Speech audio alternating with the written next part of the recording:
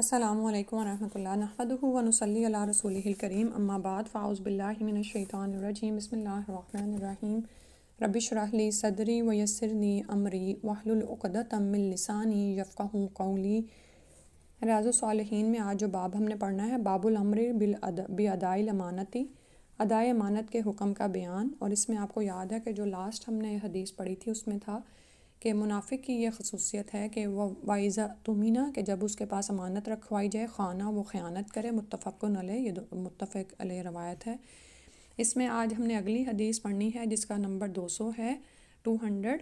وان حذیفہ ابن الیمانی رضی اللہ عنہ، حضرت حذیفہ بن یمان رضی اللہ عنہ سے روایت ہے کہ قال، انہوں نے فرمایا حدثنا رسول اللہ صلی اللہ علیہ وسلم، کہ ہمیں رسول اللہ صلی اللہ علیہ وآلہ وسلم نے فرمایا حدیثینی، دو باتیں بیان فرمائیں، قد رأیت احدہما، تو ان میں سے ایک کو میں نے دیکھ لیا ہے، وانا انتظر الاخر، اور میں منتظر ہوں دوسری کا۔ حدثنا ان الامانۃ نزلت فی جذری قلوب الرجال، کہ آپ صلی اللہ علیہ وسلم نے ہم سے بیان فرمایا تھا کہ امانت لوگوں کے دلوں کی جڑ یعنی گہرائی میں اتری۔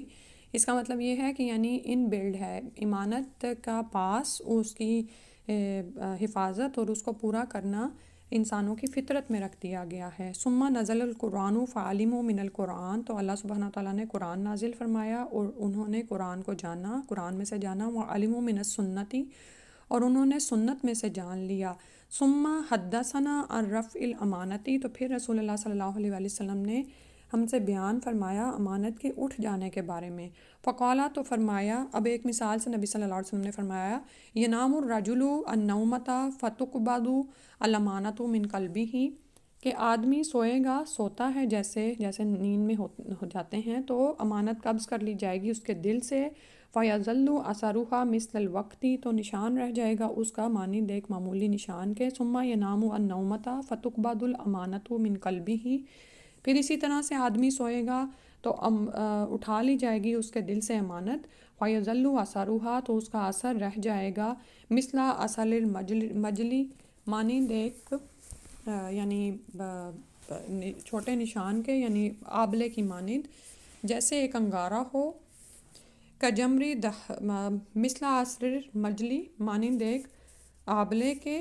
کجمرین دحرجتہ علی رجلک، اور جیسے ایک انگارہ ہو جسے تو اپنے پیر پر لڑکھائے۔ فنفتا فتراہ منتبرا ولیس فیہ شیء، تو چنانچہ تو اسے ابھرا ہوا تو دیکھتا ہے لیکن اس میں کوئی چیز نہیں ہوتی۔ یعنی آپ یہ دیکھیں کہ جب کوئی نشان یا آبلہ پڑتا ہے تو ابھرا ہوا نظر آتا ہے، لیکن جب وہ پھٹتا ہے تو پانی بہہ جاتا ہے اور اس میں کچھ بھی نہیں رہتا۔ ثم اخذ حصاۃ فدحرجھا علی رجلہ، تو پھر نبی صلی اللہ علیہ وسلم نے ایک کنکری لی اور مثال سمجھانے کے لیے اس کو پیر پر لڑکھایا، یعنی اس طرح کیسے امانت چلی جائے گی، نعوذ باللہ من ذالک۔ اور آپ یہ دیکھیں کہ یہ اس بات کی اہمیت کو بھی محسوس کریں کہ یہ صحابی یہ رسول بیان کر رہے ہیں، اور پھر آگے جو وہ کہیں گے کہ امانت تو ان کے ہی زمانے سے اٹھنا شروع ہو گئی تھی۔ فَيُصْبِحُ النَّاسُ، تو لوگ کریں گے صبح، یتبایعون، کہ وہ ایک دوسرے سے باہم خرید و فروخت کرتے ہوں گے۔ فَلَا يَكَادُ أَحَدٌ يُؤَدِّي الْأَمَانَةَ حَتَّى يُقَالَ، لیکن ان میں سے کوئی ایک بھی امانت کے ادا کرنے کے قریب نہ پھٹکتا ہوگا، یہاں تک کہ کہا جائے گا اِنَّ فِي بَنِي فُلَانٍ رَجُلًا أَمِينًا، کہ بے شک بنی فلاں میں ایک امانت دار آدمی تھا۔ حتیٰ یقال للرجل، یہاں تک کہ ایک آدمی کے لیے کہا جائے گا ما اجلدہ ما ازرفہ ما عقلہ وما فی قلبہ مثقال حبۃ من خردل من ایمان، تو اس آدمی کے بارے میں کہا جائے گا کہ کس قدر مضبوط، کس قدر ہوشیار اور کس قدر عقل مند ہے، حالانکہ اس کے دل میں ایک رائی برابر بھی ایمان نہیں ہوگا۔ آپ یہ دیکھیں کہ رائی برابر ایمان بھی انسان کو جہنم میں سے نکال لے گا۔ تو دنیا میں تو یہ شخص اس کے لیے کہا جائے گا کہ دیکھو کیسا عقل مند ہے اور کیسا یعنی مضبوط ہوشیار ہے، لیکن ایمان کا کیا حال ہے کہ وہ اس کے دل میں رائی برابر بھی نہیں ہوگا۔ وَلَقَدْ أَتَى عَلَيَّ زَمَانٌ، اور مجھ پر ایک ایسا وقت بھی گزرا ہے، اب یہ راوی حدیث کہہ رہے ہیں، وَمَا أُبَالِي، اور میں پرواہ نہیں کرتا تھا، أَيُّكُمْ بَایَعْتُ، کہ میں کس سے تم میں سے تجارت کروں، خرید و فروخت کروں، لَإِنْ كَانَ مُسْلِمًا، کیونکہ ان کے دل میں ہوتا تھا کہ اگر وہ مسلمان ہوگا، لَيُرَدَّنَّهُ عَلَيَّ دِينُهُ، تو وہ لوٹا دے گا اس کو مجھ پر اس کا دین، یعنی وہ اپنے دین کی وجہ سے میری امانت مجھے واپس کر دے گا. وَلَئِن كَانَ نَصْرَانِيًّا أَوْ يَهُودِيًّا، اور البتہ اگر وہ ہوگا نصرانی یا یہودی، لَيَرُدَّنَّهُ عَلَيَّ صَعِيهِ، تو لوٹا دے گا اس کو، یعنی امانت میری واپس مجھے آ جائے گی وہ اس کے نگران کی وجہ سے. وَأَمَّا الْيَوْمَ، تو ایک آج کا دن ہے، فَمَا كُنْتُ أُبَايِعُ، تو میں نہیں خرید و فروخت کرتا، منکم تم میں سے، الا فلانن و فلانن، فلاں فلاں سے. یعنی اب یہ صورتحال ہو گئی ہے کہ کوئی خال ہی مجھے امانت دار ملتا ہے تو میں چیک کر کے جو ہے وہ کرتا ہوں خرید و فروخت کا معاملہ.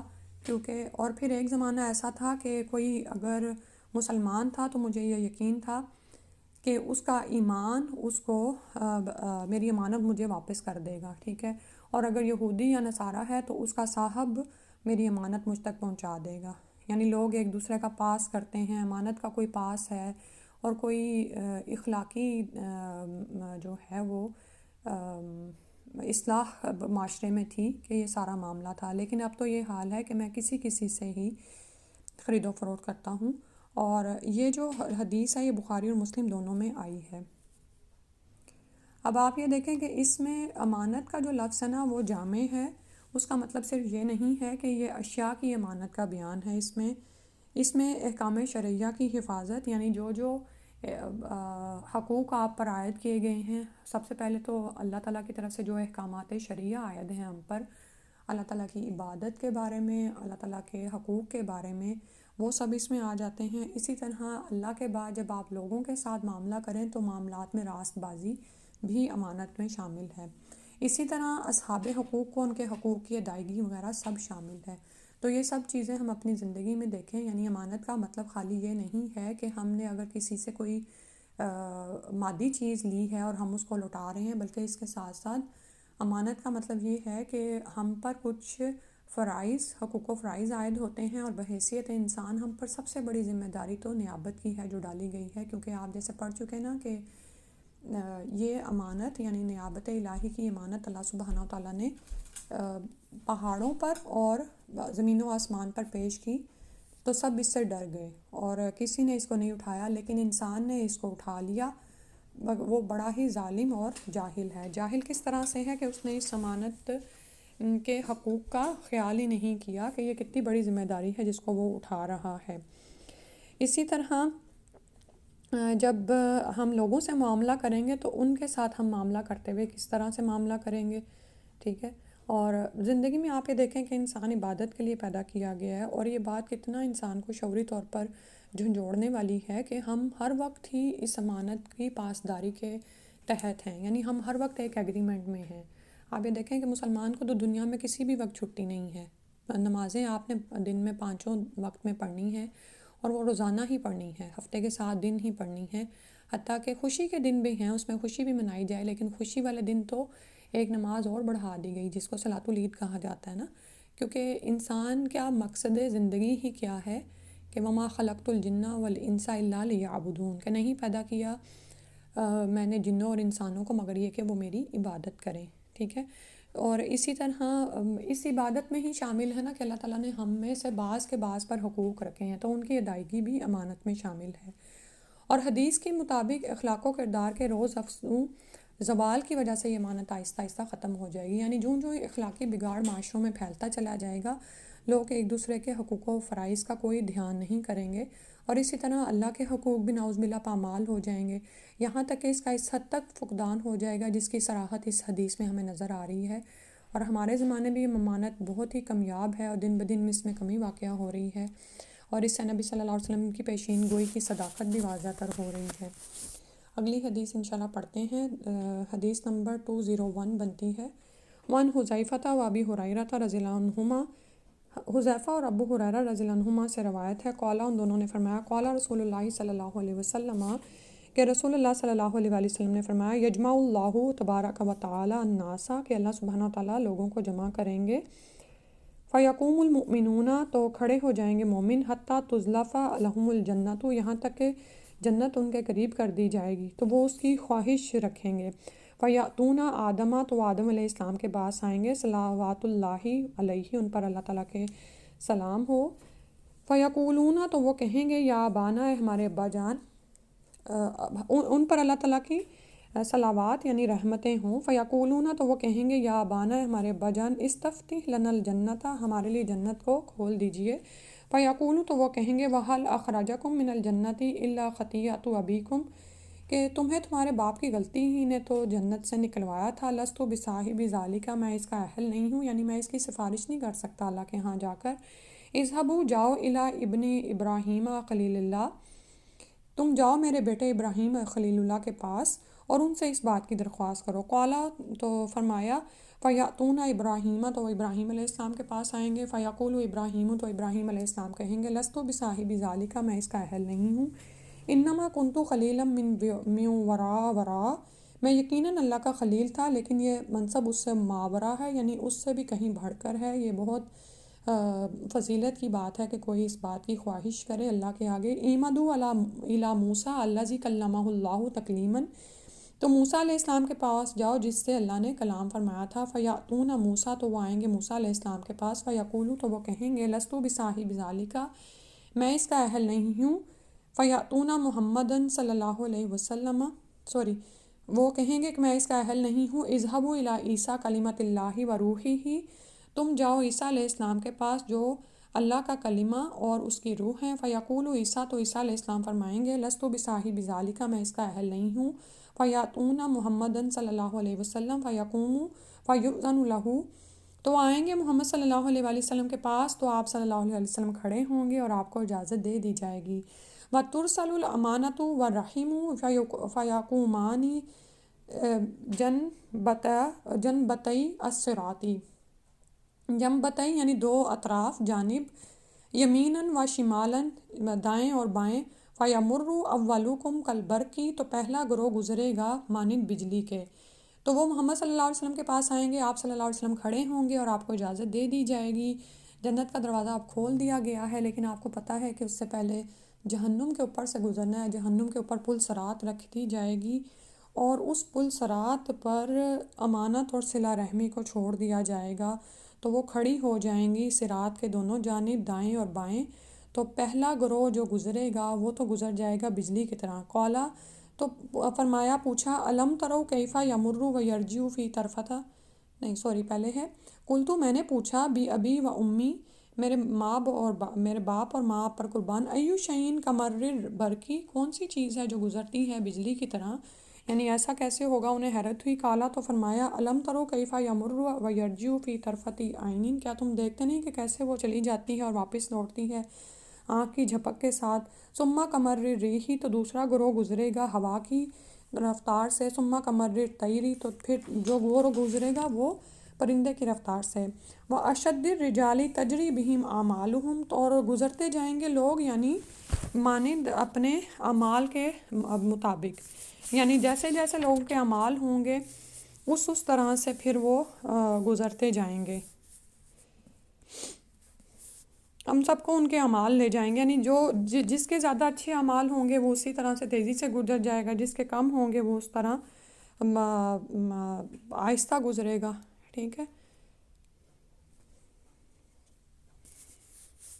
پیادہ تیز دوڑنے والے مضبوط ترین آدمیوں کی طرح کچھ لوگ گزریں گے۔ اشد الرجالی، جو بہت تیز دوڑنے والے ہیں وہ گزریں گے۔ تجری بہم، وہ گزر جائیں گے اعمالہم، اپنے اعمال کے مطابق۔ ونبیکم، اور تمہارے نبی قائمون، کھڑے ہوں گے علی الصراط، صراط پر۔